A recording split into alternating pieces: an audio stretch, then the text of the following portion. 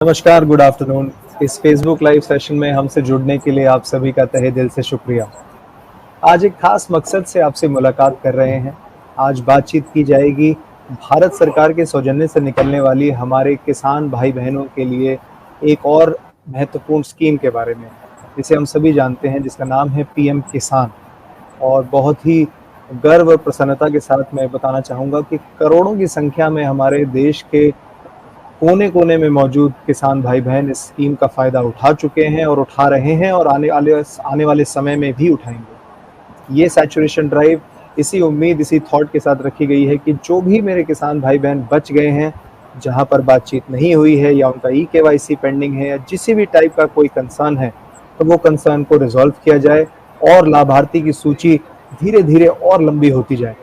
तो चलिए इस स्कीम के ऊपर बातचीत करेंगे और स्कीम पर बातचीत करने के लिए हमारे साथ श्री मनोज कुमार गुप्ता जी मौजूद हैं, adviser agriculture and farmers welfare department.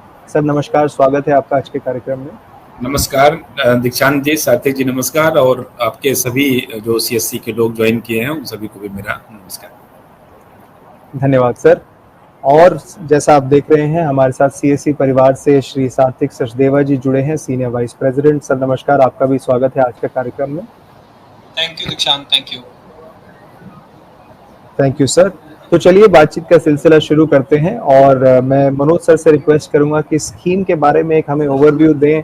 क्या नई अनाउंसमेंट्स हैं, हमारी वीएलईज के लिए क्या अपॉर्चुनिटीज हैं, और पर्टिकुलरली ये स्कीम हमारे किसान भाई बहनों के लिए कैसे काम करती है, उसके बारे में हम सभी को बताएं। थैंक यू दीक्षांत।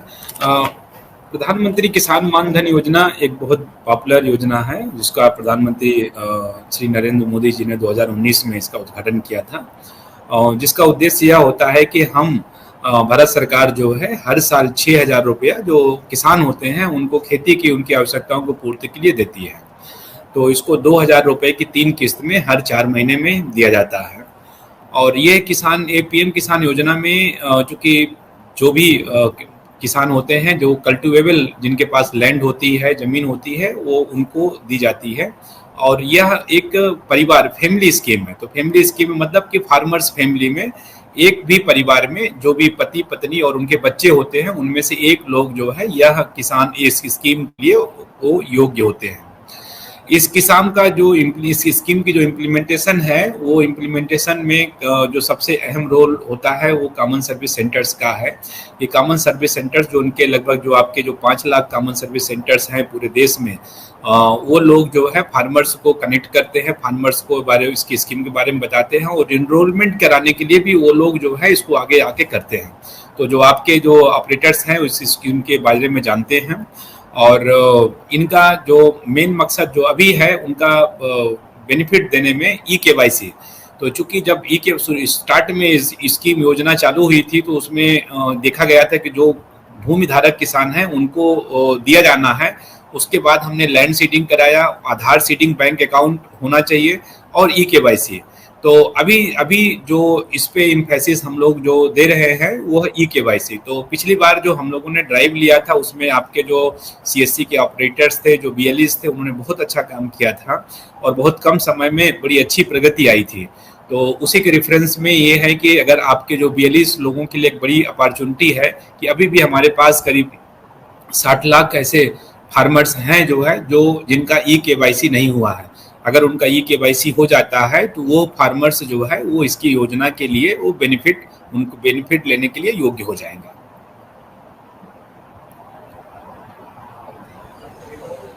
जी धन्यवाद सर।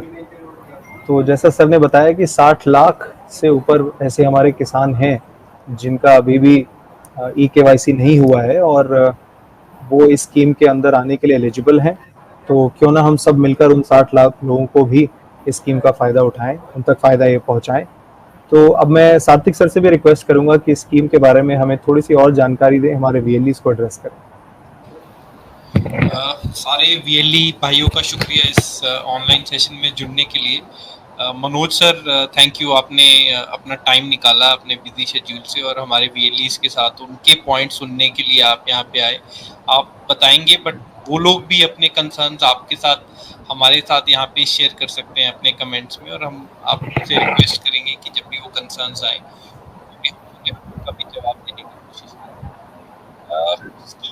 पुरानी है, सर ने बिल्कुल अच्छे से बता दिया है क्या स्कीम है। मैं थोड़ा सा सीएससी के बारे में जरूर बता दूं कि सीएससी क्या कर सकते हैं। न्यू रजिस्ट्रेशन अगर कोई फार्मर इसमें अभी तक जुड़ा ही नहीं, सीएससी का स्पेशल लॉगिन ऑलरेडी क्रिएटेड है पीएम किसान वाली वेबसाइट पे, बंद करा दो। वहाँ पे जाकर आप मतलब नए फार्मर्स को इसमें जोड़ सकते हैं।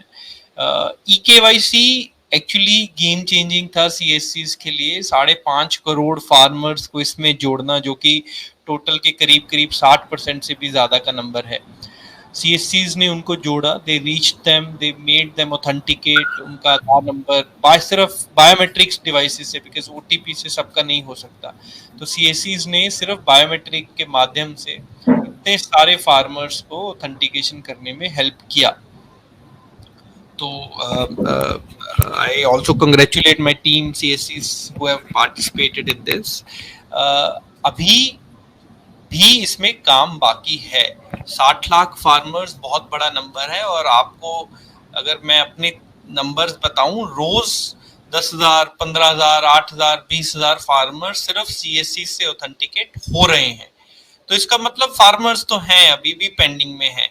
और हमने आपके साथ सीएससी के साथ उसी पोर्टल के माध्यम से सारे फार्मर्स की डिटेल्स भी शेयर करी हैं कि कौन कौन से फार्मर्स अभी भी उसमें ऑथेंटिकेशन के लिए पेंडिंग है, जिनका ऑथेंटिकेशन अभी होना है।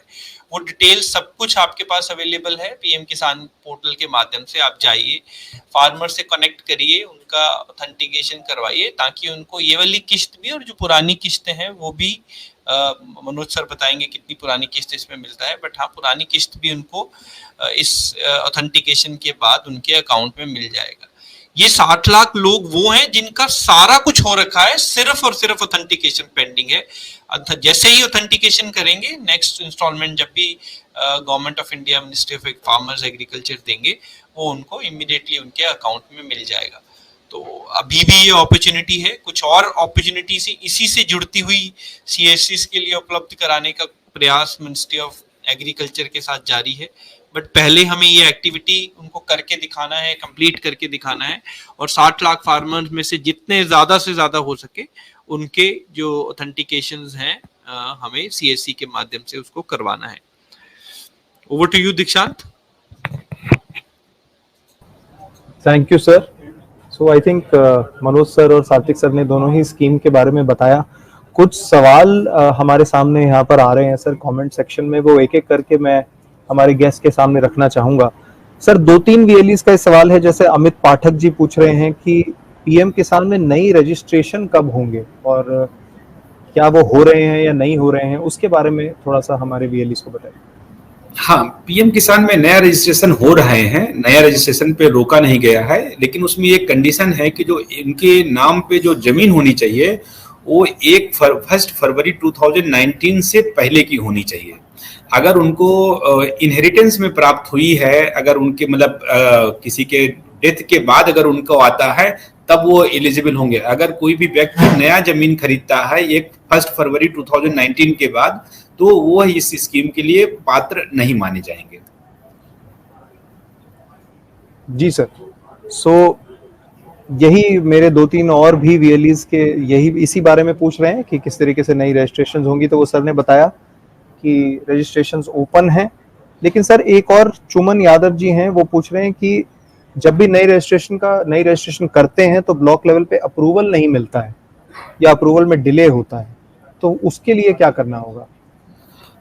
हम लोग स्टेट गवर्नमेंट के साथ कंटिन्यूअस रिव्यू मीटिंग करते हैं, और अभी हम लोगों ने एक रखा है कि 60 दिन के अंदर, जब से डेट ऑफ रजिस्ट्रेशन से उनको 60 डेज के अंदर अप्रूवल हो जाना चाहिए।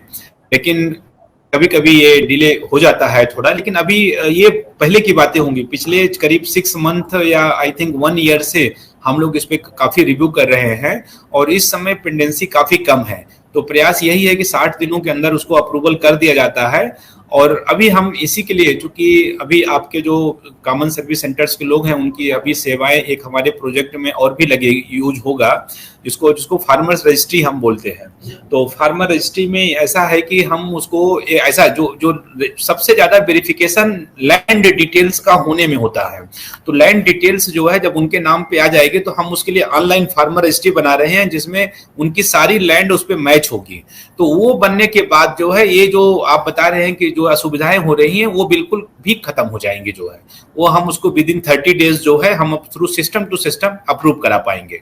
और तो ये तो हमारा हुआ कि ये आगे की बात। और वर्तमान में जो चल रहा है उसमें हमारा ये प्रयास है कि हम कितना कम से कम जो है उसमें कम से कम समयों में अप्रूव करा के, ताकि हमारे किसानों परिवारों को, किसानों को कोई असुविधा ना हो और उनको इनका बेनिफिट मिले जो है। जी धन्यवाद सर। सर विजय मौर्य जी पूछ रहे हैं कि जिनका डबल रजिस्ट्रेशन है उनका कैसे सही होगा, या अगर एक और उसी से जुड़ा हुआ सवाल है कि अगर मोबाइल नंबर में कुछ चेंज करना है या गलत हो गया है तो इसका सोल्यूशन क्या है, किसी भी तरीके का अपडेट किस तरीके से होगा? मोबाइल नंबर का अपडेट उपलब्ध करा दिया गया है, वो हमारे पोर्टल में भी आ गया है और अब सीएससी के मॉड्यूल के द्वारा भी हो गया है। तो वो आप ऐसे लोग, और अब हम लोग जो भी सिस्टम में ले रहे हैं यूनिक मोबाइल नंबर के थ्रू, तो ऐसे लोग जिनका यूनिक मोबाइल नंबर नहीं है वो अपना नंबर अपडेट करा सकते हैं।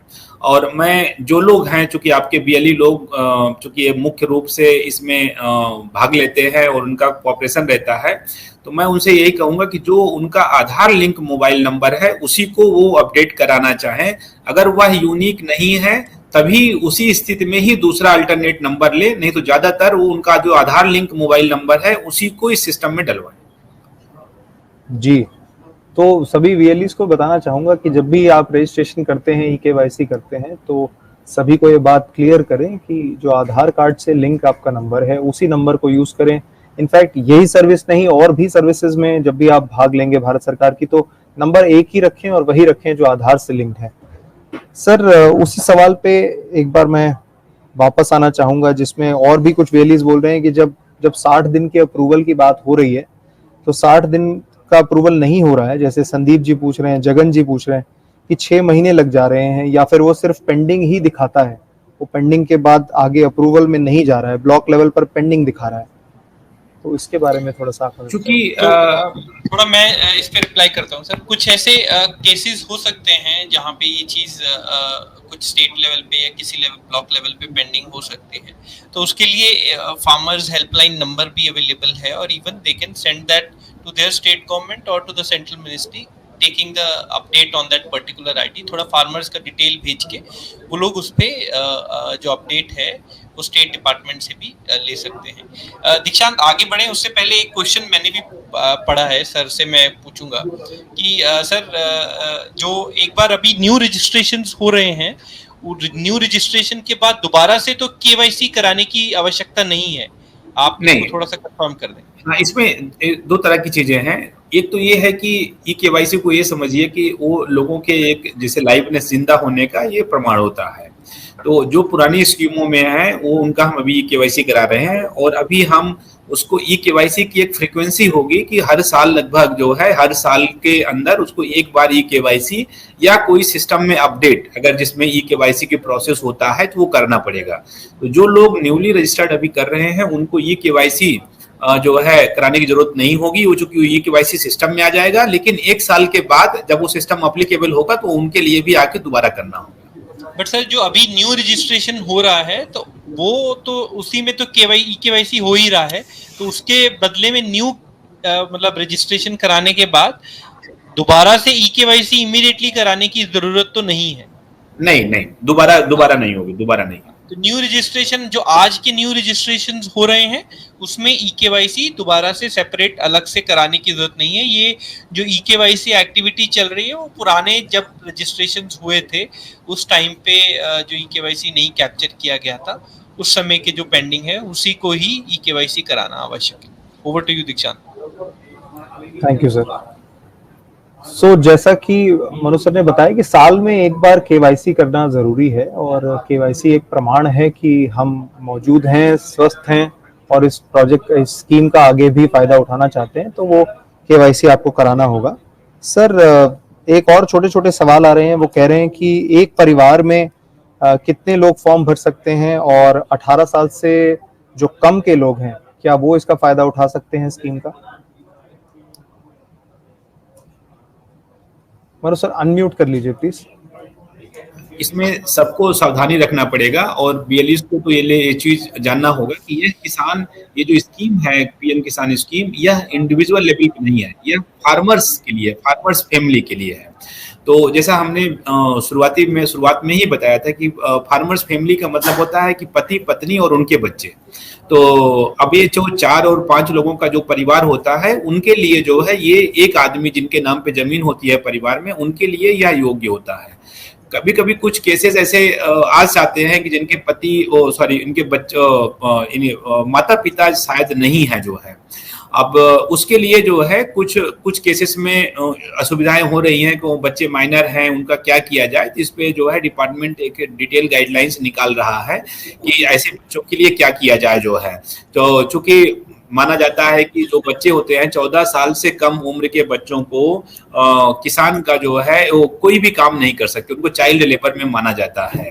तो इसको ध्यान में रखते हुए अभी हम लोग थोड़ा सा इस पे एक क्लियर गाइडलाइंस निकालेंगे और हमारा ये प्रयास होगा कि ऐसे, लेकिन उसका मिसयूज होना चाहिए जिनके माता पिता ना हो जो है। तो माता पिता ना हो अगर ऐसी स्थिति में, चूंकि हम जब किसान परिवार की बात करते हैं तो यदि पिता है तो पिता के नाम पे होना चाहिए, अगर पिता नहीं है तो अगर जमीन माता के नाम पे है तो माता के नाम पे होना चाहिए। और यदि माता नहीं है तो उनके परिवार में जो उनके पिताजी का परिवार होता है, उस परिवार में जो भी बच्चे हैं जो है, लेकिन परिवार एक ही माना जाएगा। वो जो 4-5 लोग का परिवार होगा, क्योंकि कभी कभी उनके 2-3 बच्चे होते हैं और 2-3 माइनर हैं और पता चला सब लोग अलग अलग नाम कर लेगा, तो ये स्कीम के गाइडलाइंस के विपरीत होगा। तो इस पे जो उम्र का जो एक्सप्लेनेशन है वो अभी हमारा जो है, अभी हम लोग डिपार्टमेंट के द्वारा इसको क्लियर कर रहे हैं, इसको बहुत बहुत जल्दी। अभी के लिए सर इट इज 18 ईयर्स। हाँ 18 ईयर्स। जी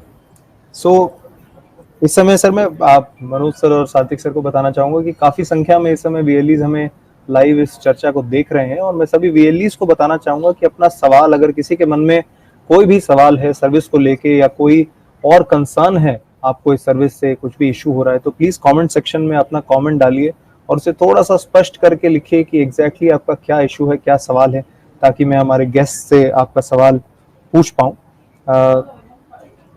सो इसी तरीके से है। और सर इसमें वीएलईज के लिए पूछना चाह रहे हैं, कुछ वीएलईज पूछ रहे हैं कि इसमें उनके लिए क्या, किस तरीके से काम करना है, उनके लिए क्या फायदा है। सात्विक सर उसके बारे में थोड़ा सा आप बता दीजिए।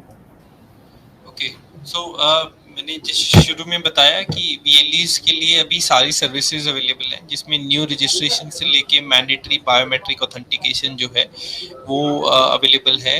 एक तरीके से जो बायोमेट्रिक वाला एक्टिविटी है, अगर किसी का ओटीपी नहीं जुड़ा है तो वो सिर्फ सीएससी के माध्यम से ही ऑथेंटिकेशन करवा के अपना मतलब जो पीएम किसान का बेनिफिट है वो इस स्कीम का वो ले सकता है। तो ये बहुत ही इम्पोर्टेंट सर्विस है और सीएससीज ने इसमें काफी अच्छा काम किया है। मोबाइल अपडेट वाला अभी हम लोग इसको चेक कर लेंगे कि मोबाइल अपडेट वाला जो फैसिलिटी है वो सीएससी से कब तक स्टार्ट हो सकती है। सर ने मेंशन किया है कि वो ऑलरेडी चल रहा है, हम उसको वेरीफाई कर लेते हैं और वो जल्दी ही सीएससी के माध्यम से भी उसको जो है वो इनेबल हम कर सकते हैं, उसमें कोई भी प्रॉब्लम नहीं है। सर ने एक बड़ा अच्छा पॉइंट बीच में बोला था कि जब अप्रूवल्स में डिले हो रहा है तो जो भारत सरकार है, जो मिनिस्ट्री है, एक सेंट्रल रजिस्ट्री बनाने के बारे में सोच रही है, जिसमें फार्मर्स का जो डेटाबेस है उसमें जो उनका लैंड सीडिंग है और ईकेवाईसी है और बाकी की सारी एक्टिविटीज़ हैं, इवन बाकी की स्कीम्स भी हैं, वो भी आने वाले समय में ताकि जुड़ सके।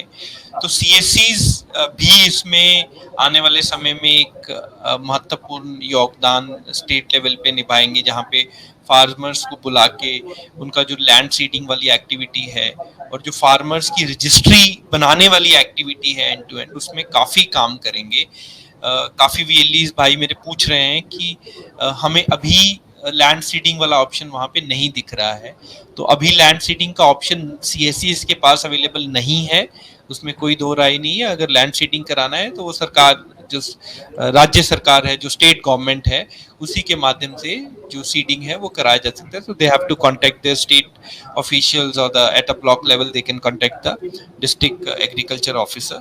सो सीएससी और एग्रीकल्चर का भी गहरा रिश्ता है और आने वाले समय में बहुत सारा काम जो है स्पेशली फार्मर रजिस्ट्री में सीएससी को मिलेगा और वो इसमें काम जो है वो कर पाएंगे। जी तो जी थैंक यू सर। मैं सर की बात को दोबारा से अंडरलाइन करना चाहूंगा कि आने वाले समय में और भी काम हमें मिलेगा, और तो जल्दी से जितने भी किसान पीएम किसान की सूची में नहीं है, लाभार्थी की सूची में नहीं है, उनको हम इंक्लूड करें, उनका ई-केवाईसी करें और इस स्कीम को ज़्यादा से ज़्यादा लोगों तक पहुंचाएं। सर एक सवाल आ रहा है कि सीएससी के रजिस्ट्रेशन करने पर नगर पालिका में रह रहे किसान के विलेज का नाम नहीं आता है, तो उसके लिए क्या करना होगा? नगर पालिका में चूंकि जनरली किसान, तो आप जानते हैं किसानी जो एग्रीकल्चर फार्मिंग होती है वो गाँव में लोग करते हैं। अगर ऐसे कुछ स्पेशल केसेस हैं तो आपके माध्यम से यदि हमारे पास आ जाएंगे तो हम उसको देख लेंगे। और इस क्वेश्चन के पहले एक जो सार्थक जी बात कर रहे थे और बीएलईस के लिए, उसमें मैं एक छोटा सा एक ऐड करूंगा, क्योंकि सार्थक जी ने काफी अच्छी तरह से एक्सप्लेन किया। चूंकि पीएम किसान योजना एक कंटिन्यूअस रेगुलर स्कीम है और इसमें तरह तरह की चीजें हम टेक्नोलॉजी का यूज करते रहते हैं। जैसे कि हमने पहले लैंड सीडिंग कराया, फिर आधार सीडेड बैंक अकाउंट हुआ, फिर ई-केवाईसी हुआ, अभी हम फार्मर रजिस्ट्री कर रहे हैं। और चूंकि आपके जो बीएलईज हैं, लगभग जो हमें नंबर, जो अपडेटेड नंबर है, लगभग 5 lakh common service centres across the country हो चुके हैं। और मैं देख रहा था कि लगभग 80% 90% जो विलेजेस हैं उसमें ये लोग जो है, आप लोग उसमें सेचुरेटेड है। तो आप लोग जो है, जो भी फार्मर्स पीएम किसान स्कीम के जो बेनिफिशरीज हैं, उनका एक डिटेल्स आप बना लीजिए और उनसे एक 1-to-1 जो सिस्टम रहता है कनेक्ट रखिए, ताकि जैसे ही सिस्टम में कोई भी चेंजेस होते हैं, जैसे ही आपको इंटीमेशंस होते हैं, आपके पास एक रिकॉर्ड हो कि नहीं हमारे पास हमारे गांव में 150, 200, 100 फार्मर्स पीएम किसान बेनिफिशरीज हैं, उनको इमीडिएटली ये करा लीजिए। तो अगर आप इस तरह से करेंगे तो आगे मतलब आपका हमेशा से 1-to-1 एक सिस्टम बना रहेगा, और जो कि फार्मर्स के लिए यूजफुल होगा और आपके लिए, और वो उनके लिए भी जब पीएम किसान से जरूरत रिलेटेड कोई भी चीजें होंगी तो इमीडिएटली वो आपके पास आ जाएंगे और आपके समस्या के निवारण के लिए या आपके पास किसी भी चीज के लिए और सेवा के लिए आते हैं, तो उनको आप अगर बता देंगे तो उनका ये काम हो जाएगा और आपका भी जो बेनिफिट है होगा और फार्मर्स का भी बेनिफिट हो जाएगा, जिससे कि कोई उनको हैसल नहीं। जी सर एक एलिजिबिलिटी के बारे में भी कुछ छोटे छोटे सवाल हमारे पास आ रहे हैं, जिसमें एक तो पर्टिकुलर लैंड का साइज है जो होना चाहिए, उसके साथ पूछ रहे हैं कि राशन कार्ड अगर किसी के पास नहीं है तो क्या उनके एलिजिबिलिटी, क्या वो स्कीम में भाग ले सकते हैं, या एक ही परिवार में अगर 2-3 लोग हैं जो काम कर रहे हैं लेकिन राशन कार्ड सबके पास नहीं है या एक ही है, तो किस तरीके से वो इस प्रोजेक्ट में जुड़ सकते हैं? तो आप इससे जुड़े हुए सर एलिजिबिलिटी के ऊपर बता दीजिए। एलिजिबिलिटी जो पीएम किसान योजना है, इसके लिए जो सबसे पहली योग्यता है कि यह किसान, ये जो आपके पास भूमि धारक किसान होना चाहिए, आपके पास अपनी खेती होनी चाहिए, खेती की लायक लैंड होनी चाहिए। लैंड का साइज क्या है यह उसकी एलिजिबिलिटी में नहीं आता है। और दूसरा ये है कि वो जो परिवार हम लेते हैं, परिवार जो कि हमने बताया फार्मर्स फैमिली है, तो उसके जो भी फार्मर है, उनकी पत्नी है, उनके जो बच्चे हैं, वो इसमें परिवार में आते हैं। तो उस परिवार का जो एक लोग, जो भी ब्रेड जो विनर्स होते हैं, कि उसके जो किसान होते हैं, उसी के नाम पर जो जमीन होती है, उन्हीं को इसमें योग्यता मिलती है। साथ ही इसमें ये देखा जाता है कि किसान जो परिवार जो है, उसमें से कोई भी व्यक्ति इनकम टैक्स पे ही ना हो। तो इनकम टैक्स पे ही ना हो, सरकारी नौकरी में ना हो या पीएसयू की बड़ी नौकरी में ना हो, तो ऐसे लोगों को जो है, और अगर कोई जैसे कि हमारे जो संविधान में कुछ पोस्टें हैं, कॉन्स्टिट्यूशनल पोस्ट है, उसके वो मतलब ऑक्युपाई ना किए हों, तो ऐसे लोगों को छोड़ के सारे लोग इसमें योग्य हैं। जी सर, ये देशराज पटेल जी पूछ रहे हैं कि मेरे नाम से 2020 में जमीन हुई है, तो क्या मैं इस इसके लिए आवेदन कर सकता हूँ इस स्कीम के लिए? तो अब इनको ये देखना पड़ेगा कि ये जमीन इनके नाम पे कैसे आई। अगर इन्होंने खुद परचेज किया है तो यह मतलब इस योजना के हकदार नहीं होंगे। अगर मैं वर्ड यूज कर रहा हूं, अगर उनको इनहेरिटेंस में, अगर उनके पुराने मतलब जो है, अगर माता पिता के देहांत के बाद से अगर जमीन अगर उनके नाम पे आई है तो वह उसमें एलिजिबल। जी। और सर डेटा के बारे में भी 2-3 वीएलईज पूछ रहे हैं सर कि किस तरीके से डेटा कहाँ से मिलेगा, कि मुझे कैसे पता लगेगा कि मेरा नाम इस स्कीम में है, या कैसे वो चेक कर सकते हैं, तो उसके बारे में पूछ रहे हैं कुछ। मैं इसमें बताता हूँ सर। एक्चुअली वो जो जानना चाहते हैं कि किसान का डेटा कहाँ पे मिलेगा, जैसे अभी राज गहोत्री जी ने भी अभी जस्ट मेंशन किया, तो जैसे ही आप pmkisan.gov.in में CSC के लॉगिन से लॉगिन करेंगे, वहाँ पे आपको राइट साइड पे रिपोर्ट्स का ऑप्शन मिलेगा और वहाँ पे फार्मर्स की डिटेल्स जिनका EKYC नहीं हो रखा है, पहले आपको स्टेट वाइज दिखेगा, फिर स्टेट पे क्लिक करेंगे, फिर डिस्ट्रिक्ट वाइज आएगा, फिर विलेज वाइज आएगा। जैसे आप विलेज पे क्लिक करेंगे तो विलेज के किसान जिनका मिसिंग है डेटा, वो आपको वहाँ पे विजिबल रहेगा। उनको आप फोन करके कांटेक्ट करके उनको अप्रोच करके उनका जो EKYC है वो हम करवा सकते हैं। एक दीक्षांत, आई थिंक हमने मिस किया है, जो मेजर क्वेश्चन आ रहा है कि बैंक अकाउंट अपडेट का ऑप्शन भी VLEs को दिया जाए। देखिए, ऐसा कोई ऑप्शन नहीं है।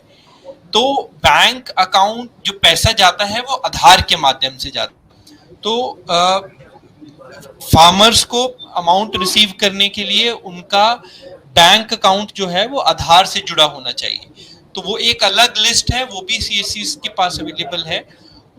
उसका तरीका, उसको सीडिंग कराने का तरीका यही है, या तो फार्मर अपने एग्जिस्टिंग बैंक अकाउंट जहां भी है उसके बैंक में जाए, ब्रांच में जाए और वहां पे अपना आधार जो है वो सबमिट करे और उसका जो आधार का लिंकेज है उसके बैंक अकाउंट से हो जाए।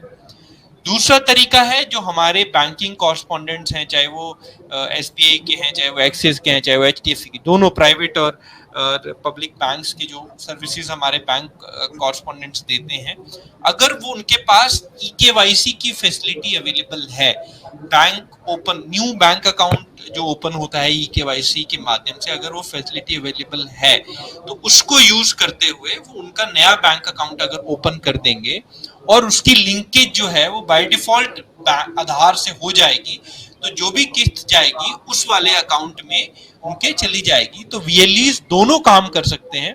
EKYC तो वो कर ही सकते हैं, जहां पे फार्मर्स का बैंक अकाउंट उनके आधार से नहीं जुड़ा है उसको जोड़ने के लिए वो लोग एक उनका जो बैंकिंग कॉरस्पॉन्डेंट्स है हमारे CSCs के, उनका नया खाता भी खोल सकते हैं, EKYC खाता भी खोल सकते हैं, जिससे उनको जो लिंकेज हो जाएगी और उनके अकाउंट में आधार के माध्यम से जो पैसा है वो आ जाएगा।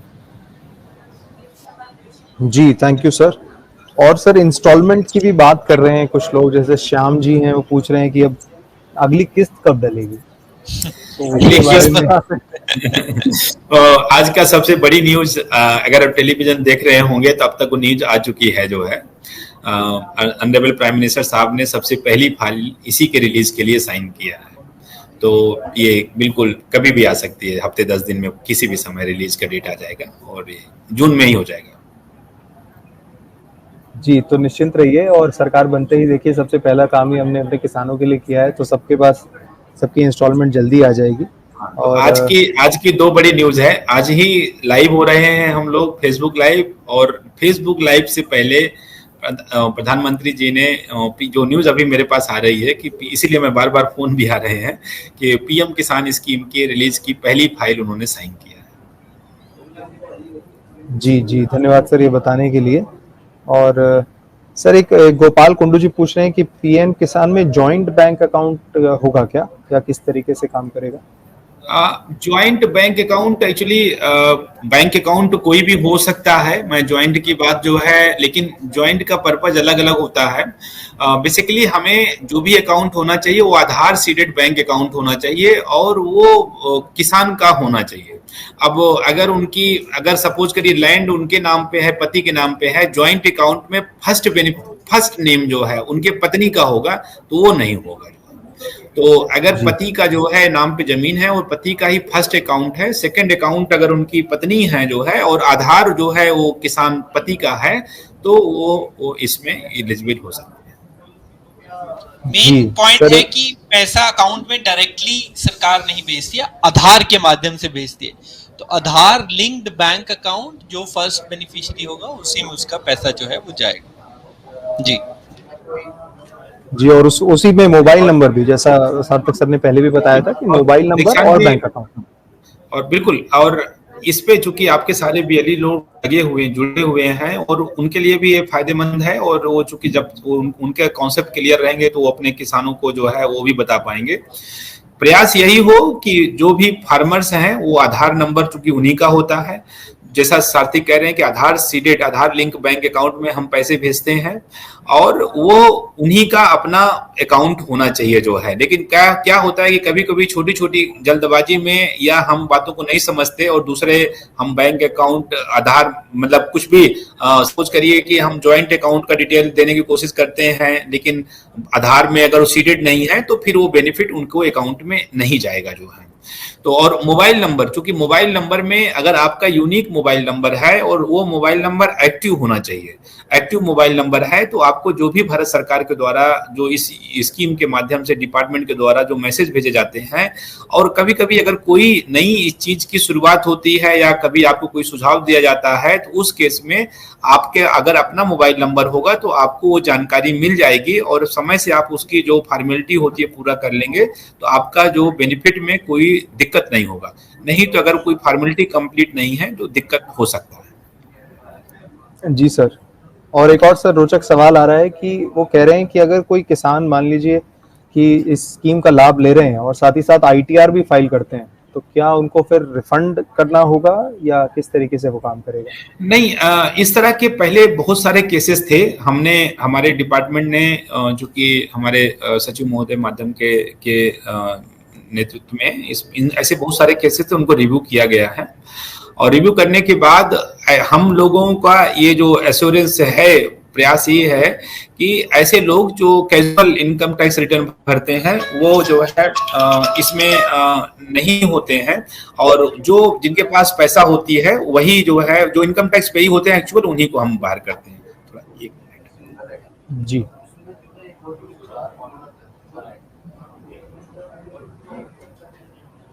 तो कुछ जो सवाल यहाँ पे आ रहे हैं, जो कुछ एक्सेप्शन जैसा मनोज जी ने बताया, तो वो केस बाय केस बेसिस पर उनको देखा जाता है, उनको समझा जाता है कि रिक्वायरमेंट किस तरीके से है। कुछ और भी मेरे वीएलई भाई पूछ रहे हैं कि 5 लाख से नीचे अगर वो आईटीआर फाइल करते हैं तो क्या वो एलिजिबल हैं इस स्कीम के लिए? सादिक सर, आप थोड़ा सा इसके ऊपर रोशनी डालें। आई थिंक मनोज सर ही इसको बेटर तरीके से बता सकते हैं, मेरे को थोड़ा सा इसका लिमिटेड इंफॉर्मेशन। थोड़ा सा रिपीट करिएगा देखिए, चूंकि वो अभी वो प्रोसेस चल रहा है ना, तो उसमें कॉल्स आ रही हैं। जी तो वजह से सर, मैं एक थोड़ा और क्वेश्चन आप सर जो हम डिस्कस कर रहे थे उसी से सिलसिले में एक और सवाल आ रहा है कि 5 लाख से नीचे अगर कोई आईटीआर फाइल करते हैं तो क्या उनको वो एलिजिबल हैं स्कीम में, या रिफंड तो नहीं करना पड़ेगा अगर मैं आईटीआर भरता हूं तो वो पूछ रहे हैं भी। हमने पूरा सिस्टम का इसको बहुत चेंज किया है। अब मैं जो वर्ड यूज कर रहा हूं कि जो लोग income tax actual income tax पे ही हैं, अगर वो सिर्फ आईटीआर भरते हैं तो वो जो है अगर उनका इनकम टैक्स रिटर्न नहीं बनता है तो वो इसमें से नहीं आएंगे। लेकिन अगर उनका इनकम टैक्स रिटर्न बनता है और मतलब अगर अमाउंट अच्छा है तो वो लोग जो है इसके, और देखिए इस बात को थोड़ा समझना होगा कि टोटलिटी में ये पहली बात तो इनकम टैक्स का जो लिमिट है वो भारत सरकार ने बहुत बढ़ा दिया है। अब वो 2.5 लाख रुपया जो पहले 2-4 साल 5 साल वाला पहले था वो सिस्टम नहीं है, तो 5 लाख का वो भी काफी आ गया है कि उस बैंड में मतलब काफी लोग जो है नहीं आते हैं। अगर उसके बाद भी तो चूंकि ये इस योजना में ये होता है कि जो हमारे जो छोटे किसान हैं उनकी मदद के लिए होता है।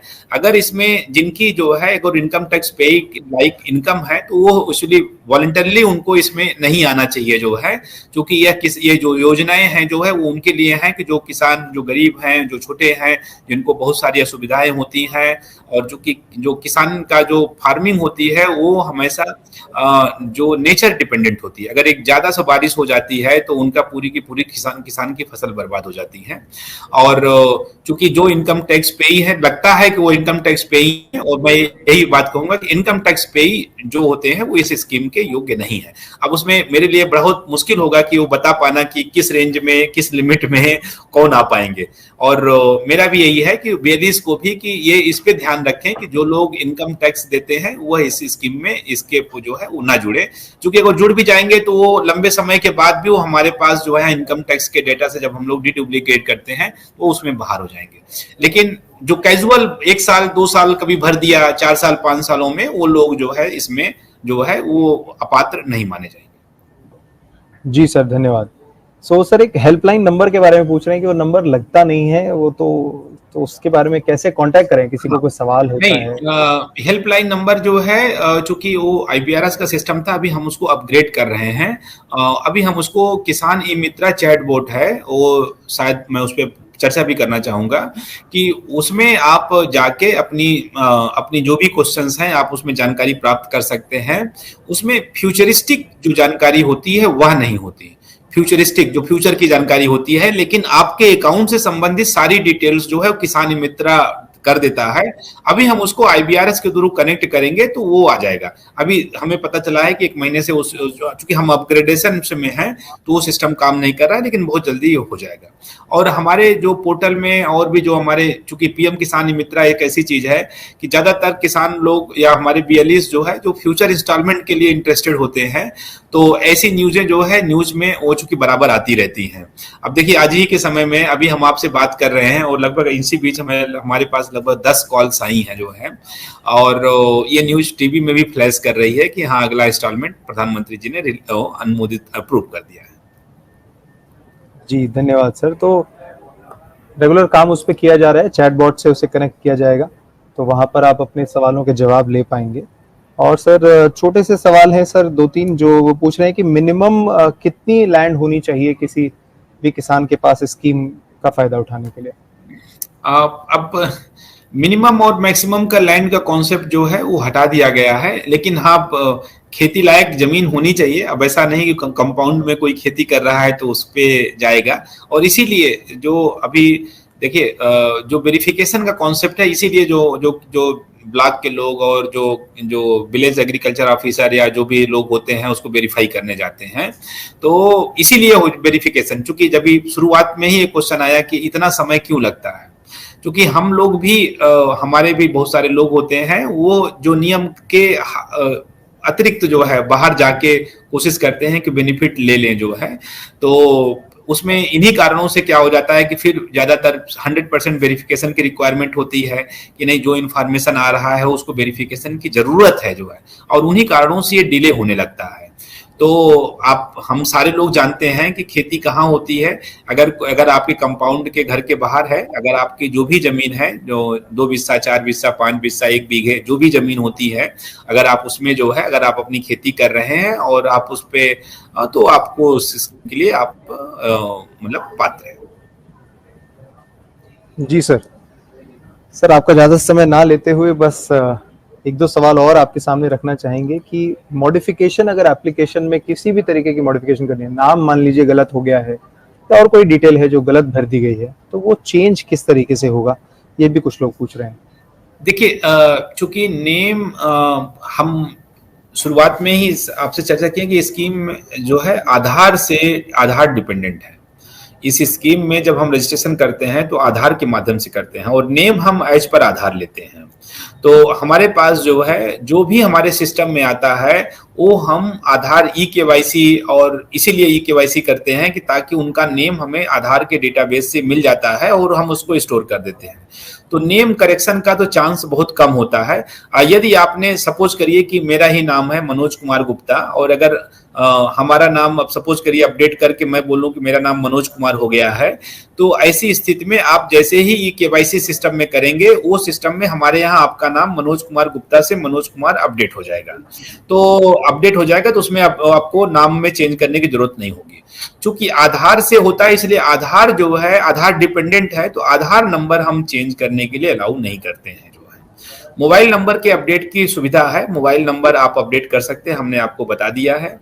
यदि आपके पास अभी जैसे कि कुछ लोगों का पास होता है लैंड का, जो कि लैंड सीडिंग होती है, तो लैंड डिटेल्स जो है, अगर आपके पास 4 लैंड है, 5 लैंड है आपके नाम पे, अगर उसमें से 1-2 नाम लैंड जो आपने सीड किया है, अगर आपने उसको बेच दिया है तो भी उसमें आप उसको अपडेट करा सकते हैं।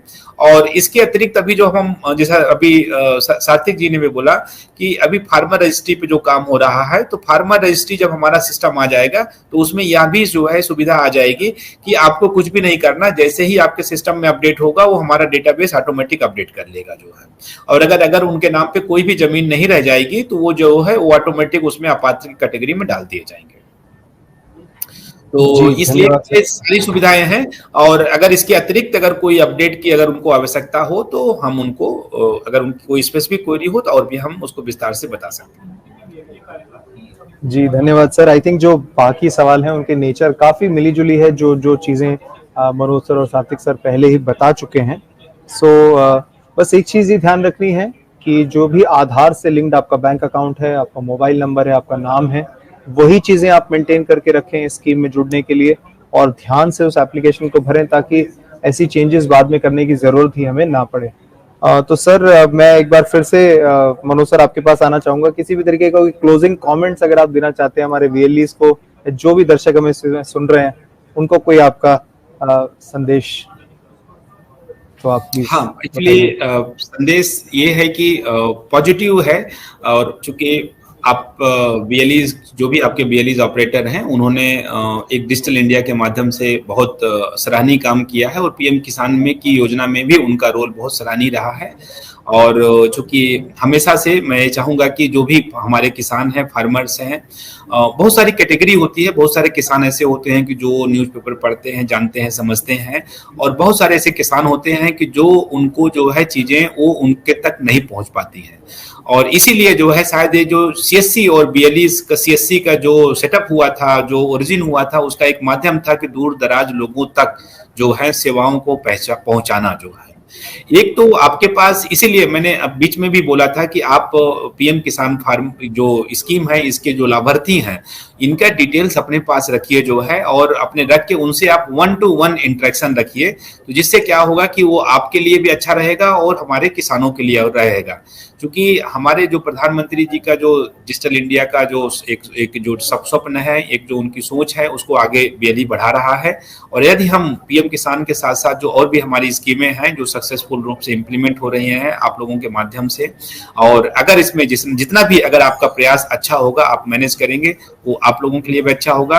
और एक पॉइंट ऑफ कांटेक्ट जो है, एक हमारा भी हमेशा से प्रयास यही है कि एक बीएलई जो है, बीएलई के लोग, जो भी लोग रिस्पॉन्सिबिलिटी के साथ काम कर रहे हैं, वो और भी रिस्पॉन्सिबिलिटी के साथ काम करें, और अपने आप को एक एक्सटेंशन ऑफ द जो गवर्नमेंट डिपार्टमेंट है उसको समझे, और किसानों को के सहूलियत को समझ के जो है, जो उनकी जो असुविधाएं हो रही हैं या उनकी कोई भी फॉर्मेलिटीज जो है इनकम्प्लीट है, वह कोशिश करें कि उनको करके उनको उनके उनके पास पहुंच करके वो उनकी असुविधा, उनकी जो परेशानियां हैं उनको दूर करे, असुविधा दूर हो जाए, ताकि उनको जो है, जो प्रधानमंत्री जी के माध्यम से जो बेनिफिट जाता है वो उनके अकाउंट में पहुंचे, उनकी जो कृषि संबंधित जो आवश्यकता है उनकी पूरी हो सके, जिससे वो भी खुशहाल होंगे, बीएलईस भी खुशहाल होंगे, हमारे गाँव खुशहाल होंगे और हमारा देश भी खुशहाल होगा।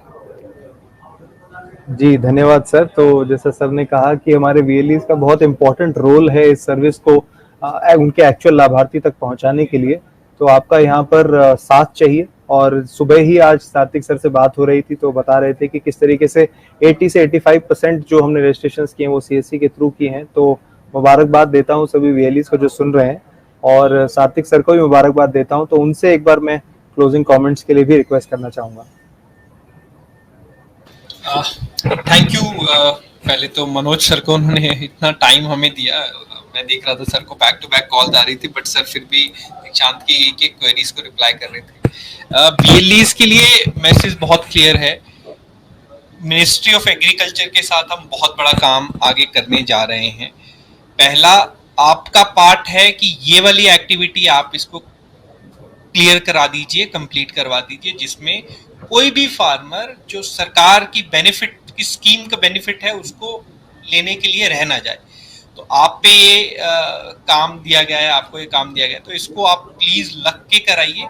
दूसरा, जो भी आपको टेक्निकल इश्यूज आ रहे हैं, मनोज सर की सपोर्ट से most of the things have been sorted, but फिर भी आपको कोई भी टेक्निकल इशू है, चाहे आपका रिफंड नहीं आ रहा है, चाहे आपका कोई एरर आ रहा है, सबमिट नहीं हो पा रहा है, कुछ भी, आप अपने CSC पोर्टल के माध्यम से हमारे तक पहुंचाइए, टिकट रेज करिए, और हम इंश्योर करेंगे कि आपकी टिकट्स का प्रॉपर जो जवाब है आपको टाइम से आपको उसका जवाब जो है वो दे पाए। दूसरा, जो भी उसमें और टेक्निकल इम्प्रूवमेंट्स रिक्वायर्ड होंगी, हम आपको इंश्योर करते हैं कि सर के साथ लग के वो हम टेक्निकल टीम से वो करवाएंगे, ताकि आपको ये सर्विस जो है, ये सुविधा है फार्मर्स को देने में कोई तकलीफ या कम से कम तकलीफ इसमें आए। आगे रास्ता बहुत लंबा है और बहुत अच्छा है सारे CSC VLEs के लिए। सो फार्मर्स को सपोर्ट करिए, ज़्यादा से ज़्यादा फार्मर्स को सपोर्ट करिए, ताकि ये सर्विसेज उनको बेनिफिट जो है उनको मिल पाए। हम मनोज सर को बार बार परेशान करते रहेंगे, ऐसे ऑनलाइन सेशंस करवाते रहेंगे, ताकि जो एक्चुअल VLEs को प्रॉब्लम आ रही हैं वो इनपुट सर के पास भी पहुंच पाए। सर भी समझते हैं कि किस तरीके से फील्ड पे इश्यूज आ रहे हैं और उसको एक्चुअली हम उसको ठीक करा पाए। तो Manoj sir, thank you once again. Dikshant, thank you so much for handling it, taking all the queries from the field. Thank you so much to you as well. Thank you VLEs. I think sir, आपको एक last point ये भी बता दूं कि बहुत अच्छा number, मुझे लग रहा है शायद 1500 से 2000 VLEs अभी हमें लाइव सुन रहे हैं, और आगे ऑफ कोर्स ये वीडियो जो है रिकॉर्डेड वीडियो है जो जाएगा, बट बहुत लोग इससे कनेक्ट हुए हैं आपको सुनने के लिए। Thank you. ठीक है, थैंक यू। ठीक है, थैंक यू सात्विक sir, thank you Manoj sir, एक बार तहे दिल से आप दोनों का शुक्रिया आज के कार्यक्रम में जुड़ने के लिए। और सभी VLE से भी कहूंगा कि हमने कोशिश की कि आपके सवाल हम लोग लें, मनोज सर के सामने रखें। कमेंट सेक्शन में अभी भी आपके जो सवाल रहेंगे, और सर ने जैसे बताया, आप अपने क्वेश्चंस को हेल्प डेस्क के थ्रू हमारे तक पहुंचा सकते हैं, और बॉट के थ्रू भी आप बहुत सारे अपनी जानकारी ले पाएंगे। तो धन्यवाद करता हूं आप सभी का भी, और सभी का दिन शुभ रहे। धन्यवाद। Thank you.